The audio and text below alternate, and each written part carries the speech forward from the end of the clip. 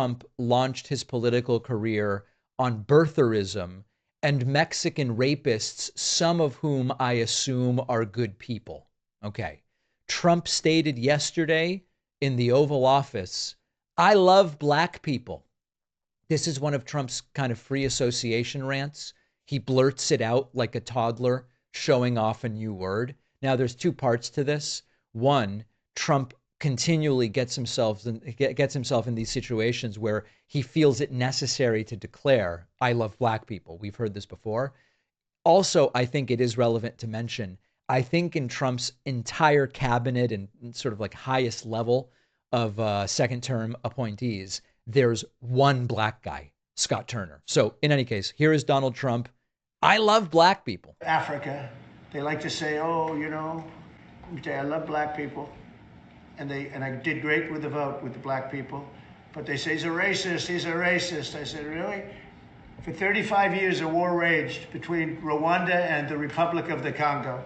And it was a vicious war. 9 million people were killed with machetes, largely. Hatchets, machetes. That went on for more than 30 years, but 34, 35 years. Trump, a real student of history, as you can all tell. And of course, this is the same Trump who famously declared, where's my African American? You know what I say now?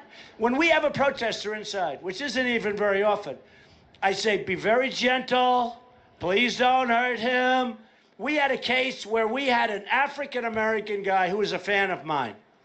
Great fan, great guy. In fact, I want to find out what's going on with him. You know what look at my African American over here. Look at my African American over here. Look at him. Are you the greatest? Do you know what I'm talking about? Okay. So we have an African American. Yeah, there you go. Really extraordinary stuff. I love black people from Donald Trump.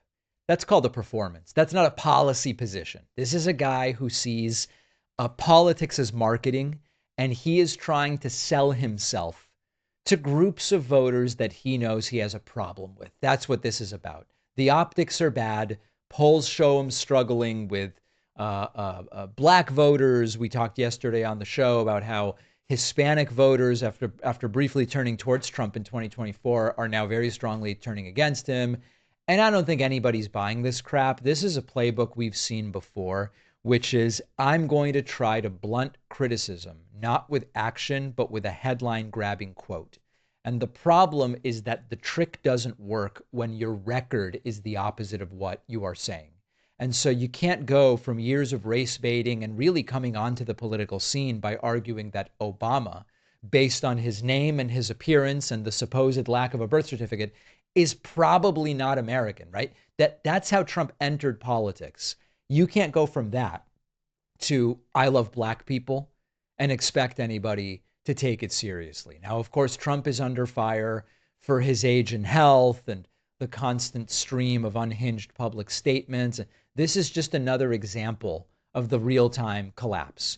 And you also see that I love black people. It's a very short sentence. And that is another theme that we are seeing with Trump, that his ability to communicate is really relegated to these overly simplistic types of statements. I love black people without anything behind it, without any context and without any policy. Not only is it part of the same sort of racially tinged nonsense that brought Trump into the political world way back when he came down the golden escalator, as he loves to say, it's also emblematic of the fact that he is incapable of anything but the simplest thoughts. And the idea that just saying, I love black people is a policy statement of some kind. I don't think anybody's falling for this crap. That's the good news. Our sponsor, Magic Spoon, has been with us a long time. They do the high-protein, zero-sugar cereals and treats, nostalgically reinventing some of my favorite childhood snacks. Many of you know, for me, cereal was not breakfast, it was a snack, and that is still the case. And what Magic Spoon has done is taken your favorite sugary cereals from when you were a kid and turned them into something you can feel good about. Magic Spoon is also launching a brand new high-protein granola, true to the Magic Spoon promise, packed with protein, crunchy, 13 grams of protein, 0 added sugars, and in delicious flavors like dark chocolate almond, honey almond, and peanut butter. They've got their high-protein treats as well, crispy, crunchy, airy, with 12 grams of protein in many flavors. And of course, if you don't love Magic Spoon as much as I do and our team does, Magic Spoon will refund all of your money, no questions asked. Get $5 off your next order at magicspoon.com/Pacman, or look for Magic Spoon on Amazon or in your nearest grocery store. The link is in the description.